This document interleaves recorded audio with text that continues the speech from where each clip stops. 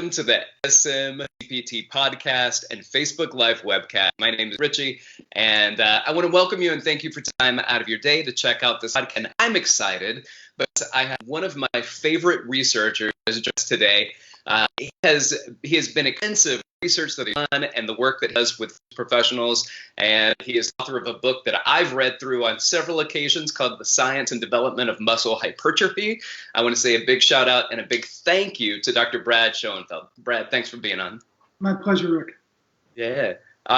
So I guess first I really want to get to, if we can just start jumping into the of it, is really a question that series of questions like so. I'm curious, what are the most common questions that people ask you about muscle hypertrophy?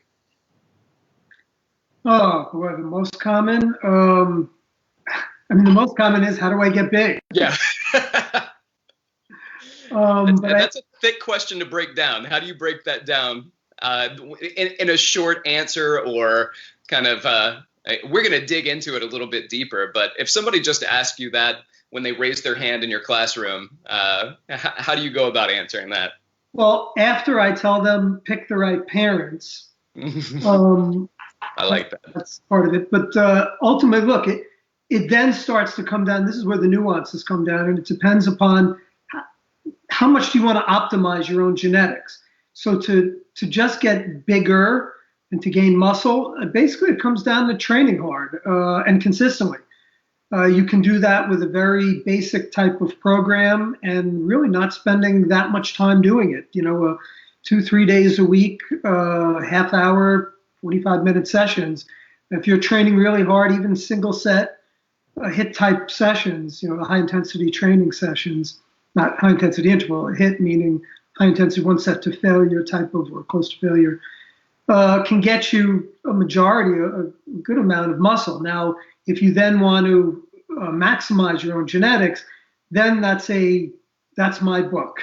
that's where a textbook comes into play, and it's not a question that can be answered even in a half-hour interview that we have. There's just so many nuances, and it's highly individualized too. It's not there's one of the most important things that I will say and that I tell everyone is that I can give you general guidelines, but ultimately then it comes down to putting these guidelines into practice for yourself and using a trial and error approach to find out within those guidelines how to optimize your own genetics.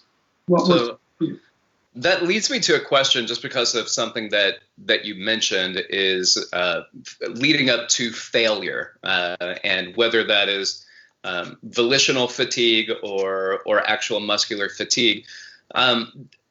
Is it true that in the research we're starting to look at now more information that kind of going to the point of fatigue is really valuable, but the set range, which used to be very delineated between this is your hypertrophy set range and this is your endurance set range, that you can hypertrophy kind of regardless of a set range that you're looking at, or it's not as black and white as we once thought it was, at least?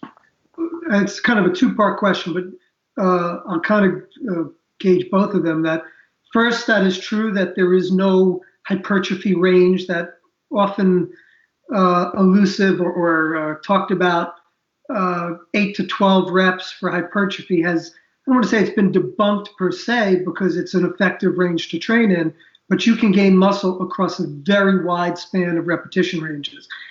Anything from 1 RM up to 40 repetitions, and even potentially some more, but very, very high reps, 30, 40 reps per set, as long as you are taking those close to failure, as long as you are sufficiently challenged. If you're doing like that Tracy Anderson workout with pink dumbbells, then that's not what we're talking about here, but using lighter loads where you're really pushing yourself on those last couple reps. I will say that for the very low repetitions, so like the very heavy loads, your 1, 2, and 3 reps, while you certainly can build muscle, it's not an effective or an efficient way to do it, because you have to do a lot more sets to make up for the volume load. There's just not enough volume, so you'd have to do a lot more sets. Puts a lot of stress on the joints when you're doing very heavy loads for high volumes. So generally speaking, you'd be looking at 5 reps, 6 reps plus up to 30 or so or more. And so that's question number one. So certainly, yes, you can gain muscle doing large amounts of or wide variations of repetitions. As far as going to failure, it does seem that higher reps, the higher the repetition range, the more important it becomes to at least come close to failure. I am still not convinced in the literature. We have a meta-analysis and review that should be coming out soon, which does not really show a true benefit to going to all-out failure. Now, there are limitations to the research. I still do think, in working with a lot of high-level bodybuilders, that perhaps as you get really close to your genetic potential, that it might become more important. We don't have literature on those types of trainees, so the really experienced trainees. But I think for the vast majority of people, you need to go close to failure, at least on some of the sets, taking them to a repetition in reserve, so an RIR, if you're familiar with that concept. That's how many reps short of failure you are, of 1 or 2 reps short of failure probably. But again, it is also then the nuances depend upon the loading range. Is it a 3 or 5, or let's say a 5 or a 7 rep range? Is it a 10 or 12 rep range, or is it a 20 or 30 rep range? As I said, as you start going higher and higher with your rep range, it becomes more important to get closer to failure. Gotcha. You had also mentioned high intensity interval training. I think that probably most people associate that with kind of metabolic expenditure, and they're going to burn a lot of calories in a short amount of time, and it's very good for weight loss. But are we seeing then that there's a correlation between doing the high intensity interval training and hypertrophy as well? If you are an untrained individual, that would be the case, that there is some evidence that using higher intensity aerobic work will lead to hypertrophy. It seems to top out fairly quickly over the first few months, after several months, and it seems also more specific to the type 1 fibers because of the again, you are really not achieving. It's more, a lot of it is more cardiorespiratory failure than it is the muscle failure, in that we're challenging the muscles. So it's not real depletion of the fatigue locally that's causing fatigue. It's more cardiovascular fatigue. If we then get into what happens at the muscle, and maybe this is just a bit more physiology, but if you could speak to it, what actually happens on a muscular level that leads to hypertrophy? Are we looking at, is it mechanical stress? Is it muscle damage? Is it metabolic stress? Is it a combination? Is it neural? Is it hormonal? Kind of what do all of these different components play into hypertrophy? So I'm not sure how deep you want to get here, but simplify a concept, a complex process, and you can then take it from there if you want me to expand on it. But basically, the mechanical forces are transduced. It's called mechanotransduction. So mechanical forces are transformed into chemical signals. And basically, at the muscle cell, there are these sensors. They're called integrins. There are others too, but these sensors, they're mechanosensors, and they sense these mechanical signals. They then work to convert them into these chemical signals. And there's an intracellular signaling cascade, which is a series of enzymes that basically you have upstream enzymes, which are your higher level, and then they go all the way to downstream, downstream is where protein synthesis occurs, and that's the muscle building process. One of the enzymes is called mTOR, which many people might be familiar with. That is a molecular nodal point, one of the enzymes within the intracellular signaling cascade. It's a mid-level. It's kind of in between up and downstream. And there are other series. So basically, it's a cascade. It's a series of these enzymatic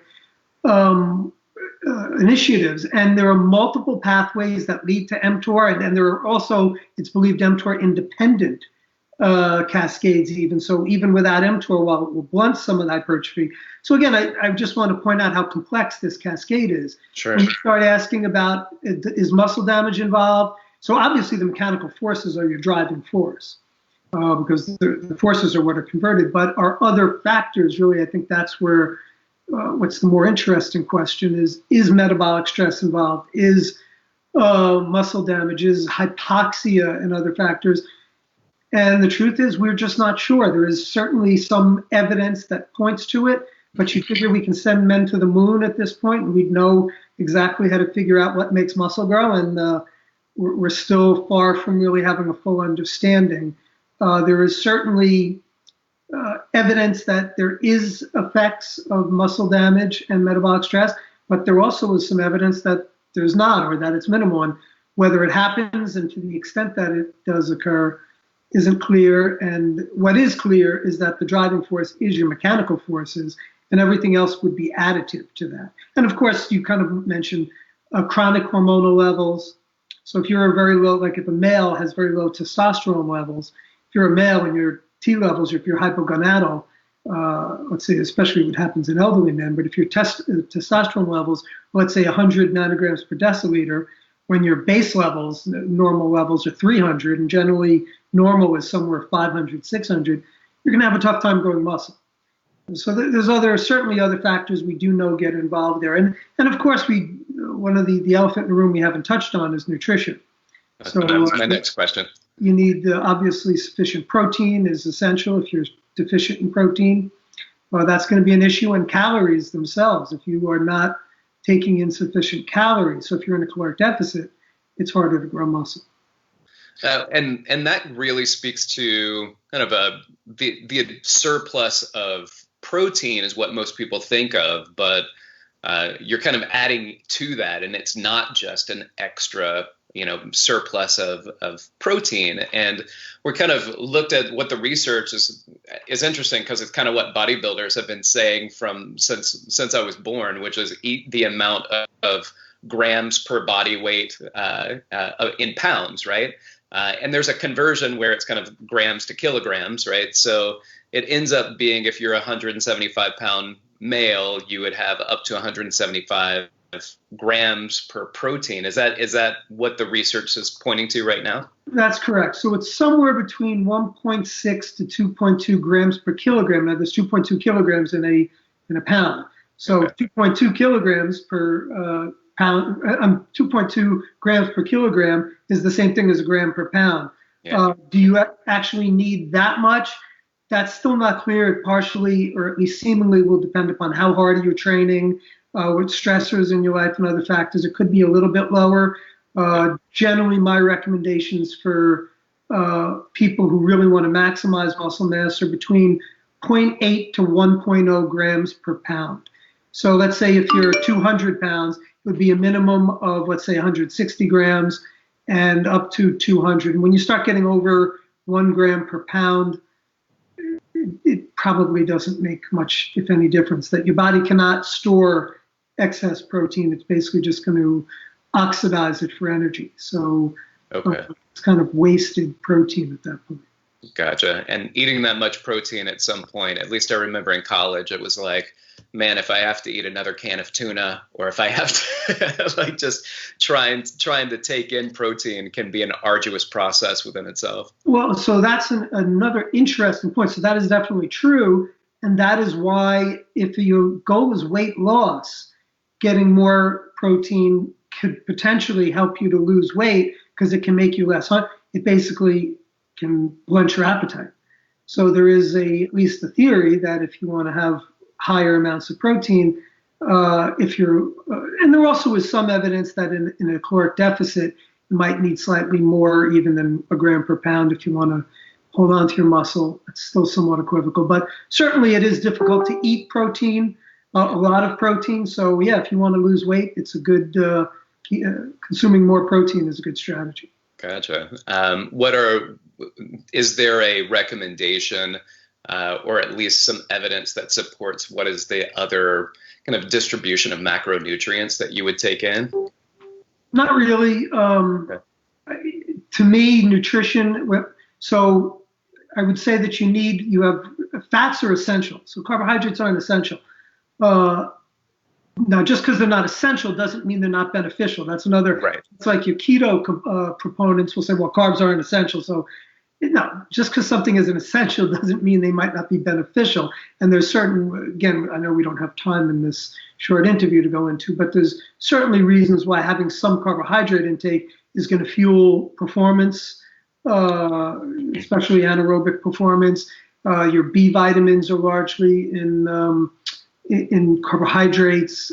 Fiber is in carbohydrates. So anyway, but what I would say is, can you be on a keto diet?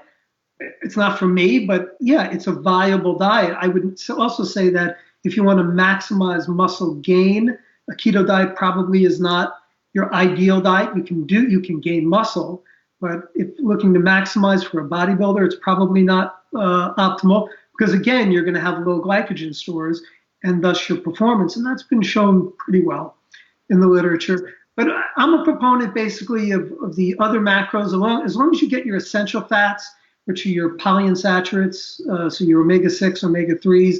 Particularly important are your omega-3s, which are in fish oil, flax seeds, and so on, nuts and seeds. But the real importance of these fats are that basically omega-6 and omega-3 have this yin and yang relationship for anti-inflammatory properties, and it's just harder to get your omega-3s. Your omega-6 are more readily available in most foods. But anyway, I mean, if you get 20% of your calories from fat or so, and that'll depend upon how many calories you're eating, the rest of the difference, it really is up to the person. For me, eating diet comes down to adherence. And if you can tell someone what to eat, if they don't want to eat that, if it's not within their tastes and their likes, it's not going to happen. So I say kind of go with a whole food diet for the most part. You can stick to 80% whole foods, and whether you want to eat more fats or carbs, kind of base it on your own preferences and your own performance. If you see your performance sucks in the gym and it's harder to gain muscle, well, you got to decide, do I really want to gain the muscle? Maybe add in some carbs. Right. So let me ask a few other questions. I think these are valuable questions that have come up on a regular basis to me, so I'm going to pose them to you, and then we'll go over to Greg and see who's listening live and what questions are there. One of them is about kind of a spike in just the world around this blood flow restriction. What are some of the science behind it, and how on earth does that relate to personal trainers, or is that something that personal trainers can be familiar with but never actually employ? Well, I think both. I think it's both. I think certainly they should be familiar with it. Whether they choose to employ it or not will be up to, is it essential? No. Can it be a tool? I always hate to use cliches like tool in a toolbox, but I mean, basically these are tools, or exercises are our tools. Just like a carpenter uses a hammer and a nail, we use exercises. And blood flow restriction training has some very interesting science behind it. And there's been a lot of work I've carried out. I've collaborated and carried out a lot of work on this. We just published a paper on its use in bodybuilding, just in the NSCA journal. Mm-hmm. Can I say NSCA on this podcast? You can. Okay. I ascribe to their journal as well, so it's good. Journal, which just published on its use for physique athletes, bodybuilders. But essentially, so there are some limitations. For those who don't know, blood flow restriction training is where you use a cuff and you put it proximal to the muscle. So basically, it's only can be used for the extremities for the most part. So your arms and your legs. And if you'd want to, let's say, get your biceps, you'd put it right at the deltoid level, and you would inflate the cuff, generally between 140 to 180 millimeters of mercury. And there is some research onto how much pressure should be applied. That's still coming into play. But anyway, basically the idea is to cut off or to impede, I don't want to maybe cut off the wrong word, to impede the arterial flow to the muscle, but allow the arterial flow into the muscle, but impede the backflow, the venous return. So basically, it's a way of creating a hypoxic environment in a muscle, and it's been shown to enhance hypertrophy, similar to, and it's used you use very light loads, generally 20 to 30% of your 1RM. And there's evidence that using very light loads with this restriction for 15 to 20 reps or so can get you hypertrophy similar to heavy load training.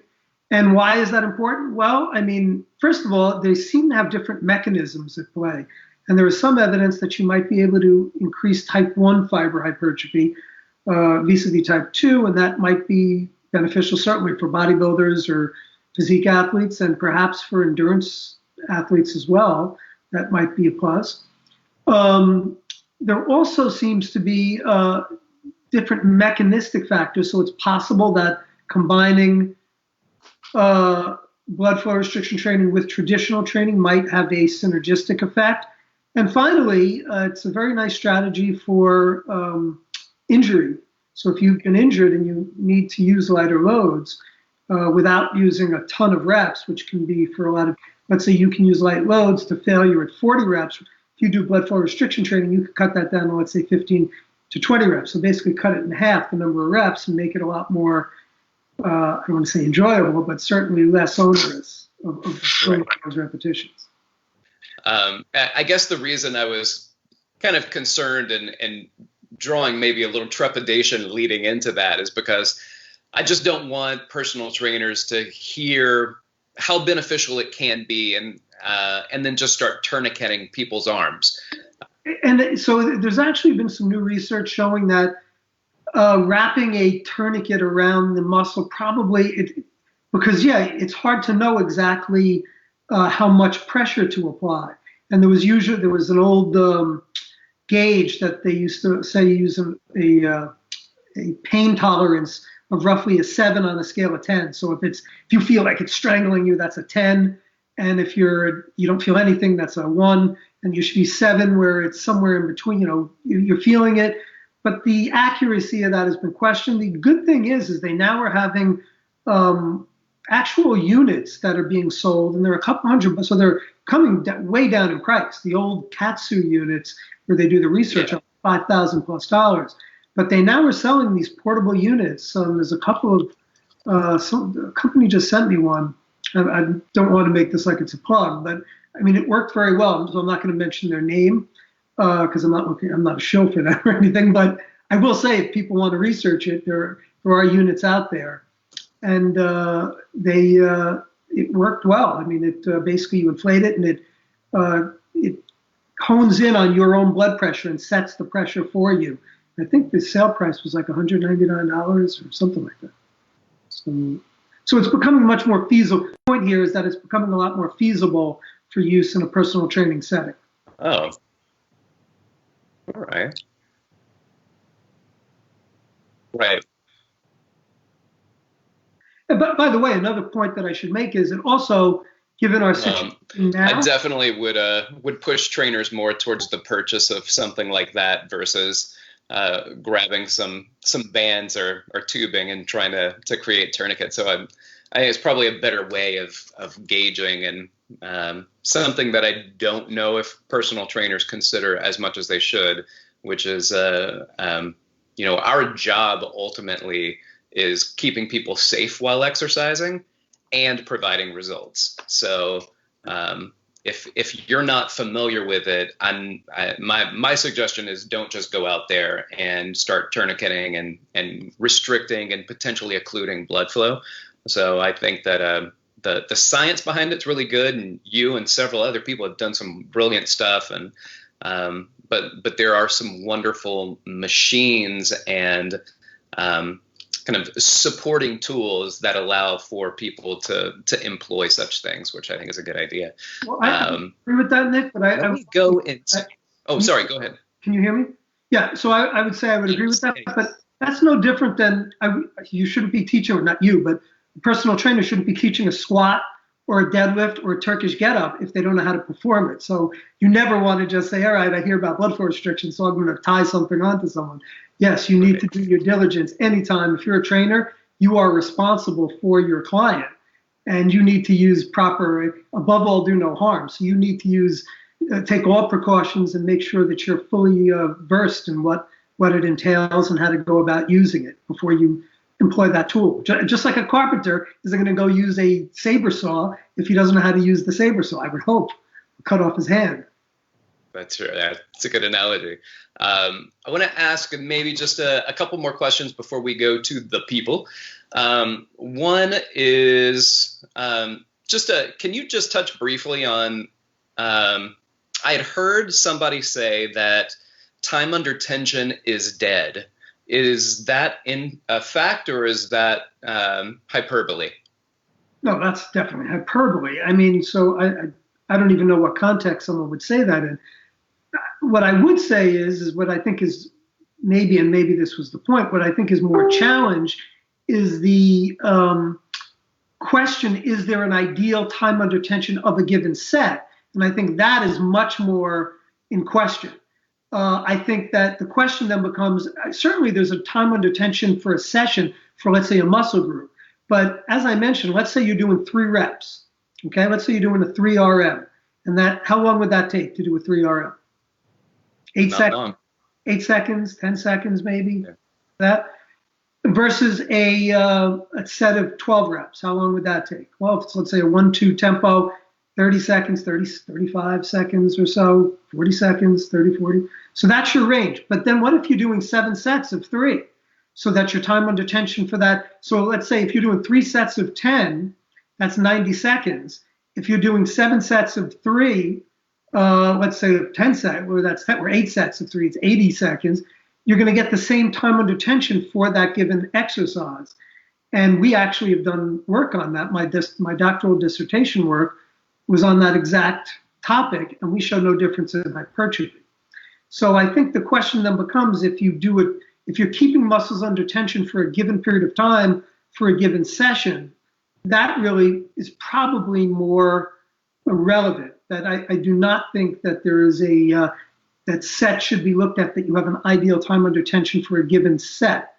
And also the lighter loads, the time under tension of your first rep, let's say you're doing 30 reps versus 10 reps. Well, the first rep of a 10 RM is going to be a lot more taxing, if you will, than the first rep of a 30 RM, right? The first rep of a 30 RM, you don't even basically feel what you're lifting.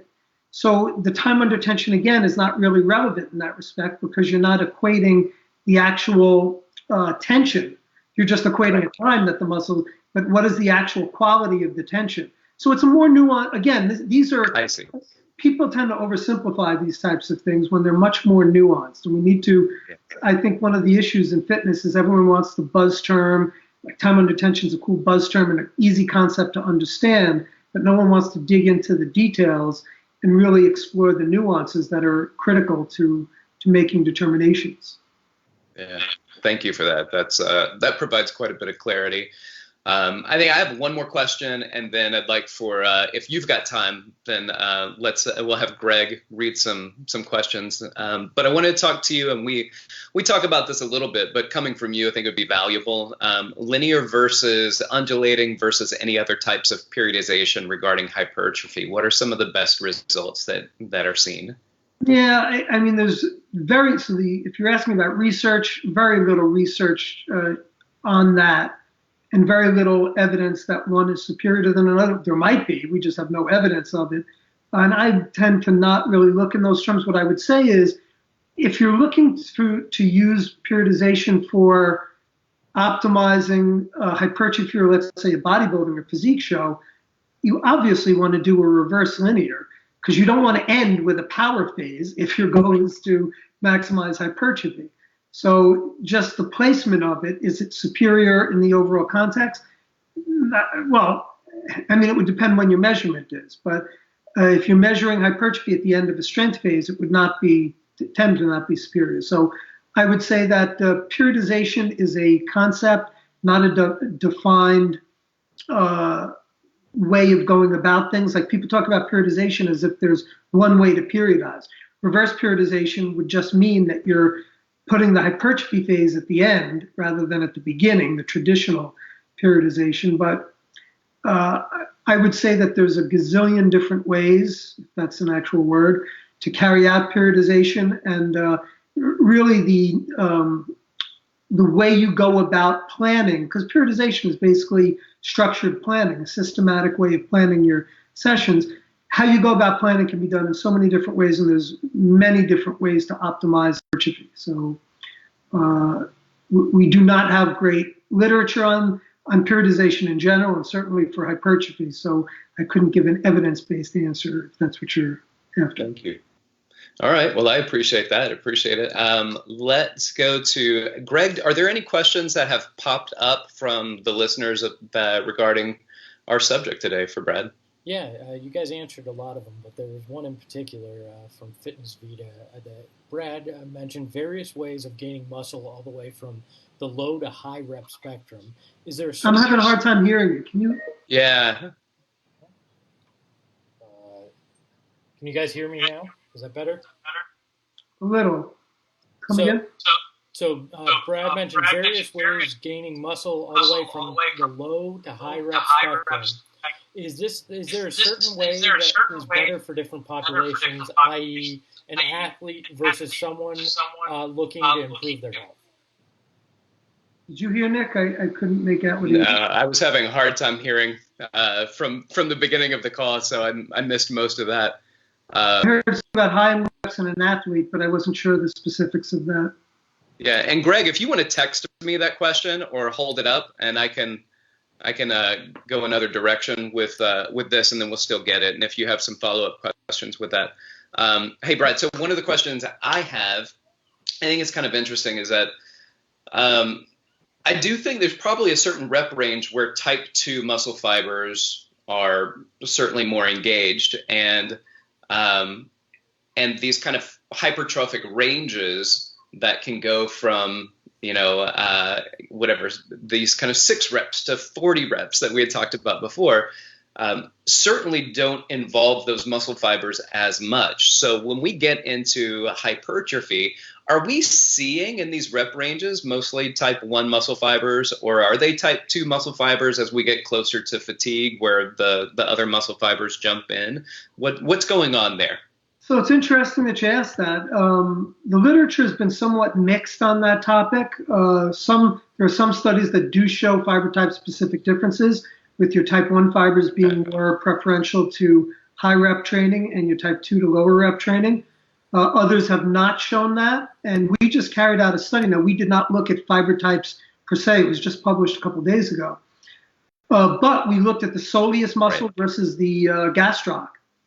And what was shown was that the soleus and gastroc, soleus is a slow twitch muscle, it's 80% slow twitch fibers, did not respond differently to high versus low rep training, which you would figure if there was, then it would have a better response to higher reps.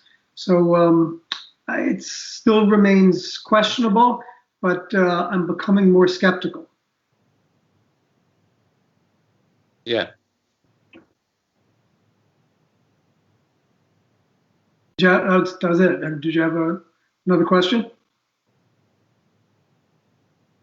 Yeah, I'm getting this one from Greg. I'm downloading the question right now, but it is taking a moment. So what I assume is happening, Brad, is that in order to keep my children quiet in our apartment, is that we have every single kid on a device right now, and I have 3 of them, and I'm sure my wife is on a device as well. It's taken a little bit longer for me to download this material. But the question is coming in. Sorry, Greg. One of the questions that I wanted to ask, it's a few seconds away, is this idea, as you know, I'm a relative fan of recovery, and there's this concept of supercompensation where you work out and then you go into this catabolic state, and then you go above your kind of regular homeostatic training state into kind of this anabolic state that goes above, and I don't know. It seems to be theoretical, but it also seems to make a great deal of sense. How valuable is the recovery that people do, and how valuable is it that they get that workout in kind of at the peak of that anabolic state? Well, to the first question, recovery is huge. And obviously, if you're under-recovered, you're going to not grow properly. As to what constitutes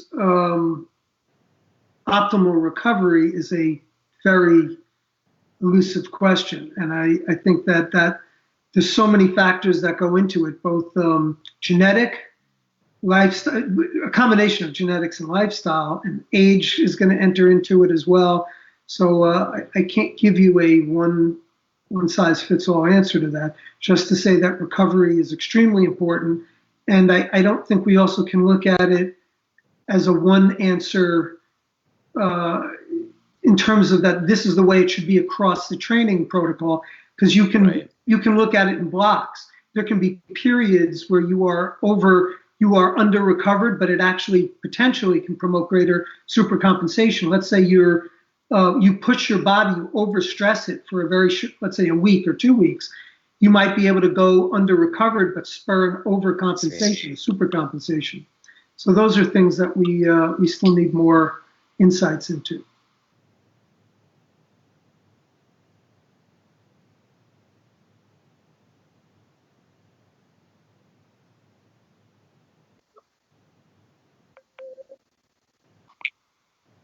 Yeah, I'm here. Sorry, it just cut out for a moment. I've got the question that Greg sent. So, and we'll do this one. It said Brad mentioned various ways of gaining muscle, all the way from the low to high rep spectrum. Is there a certain way that is better for different populations? For instance, an athlete versus someone who's looking to improve their health. I'll also add in there, is there a difference between a male and a female when it comes to hypertrophy training, that kind of rep scheme? I would not necessarily say, let's say we're talking an athlete, probably the hypertrophy aspect would not be as relevant there, but certainly the principle of specificity of training with high reps for a muscle endurance athlete. So if you're, let's say, a rower, let's say you do crew, where you're looking for local muscle endurance. I'm not talking cardiovascular endurance, but local muscle endurance of the, let's say, upper extremities, using a higher rep range would potentially help in that respect. Whereas if you are a shot putter doing heavier loads and more explosive training with some lighter loads also would be more beneficial for that. And doing 20, 30 reps as a power lifter, certainly, or as a shot putter doesn't make a lot of sense.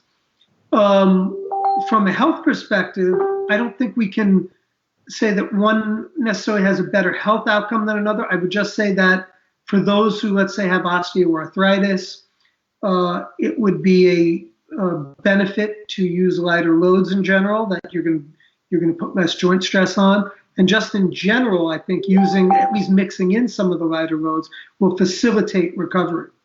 So recovery of the joints, not neuromuscular, but joint-related recovery. And that thus I would say that at the very least, even with, let's say, powerlifters, mixing in what I would call deload type phases with higher reps would be a smart choice. Okay. All right, Greg, do we have any other questions that are coming up? And Brad, I'm sorry, I want to respect your time too. Let's do this. I do have a question for you. How during this time has school been working and still going on for you? Are you still teaching classes online? Is that still happening? So all our courses have shifted to an online format, which is challenging because we went from we integrate online content throughout the semester, but it's basically an in-class course load. And so, they've all shifted to online, which is stressful for the professor as well as the students. So it's been challenging, but we're getting through it. And also my research, any interpersonal research, has come to a grinding halt. Yeah. So I had a study that was halfway through, and we had to, basically the entire study was ditched. It was 500 hours of work lost. So I didn't even think about that. What I would say is that many others are going through a lot worse than I. So I do have perspective on this, and I'm thankful for what I have, at least, and I'm very sobered as to what's going on in the world. So I'll get through it. It's challenging for everyone.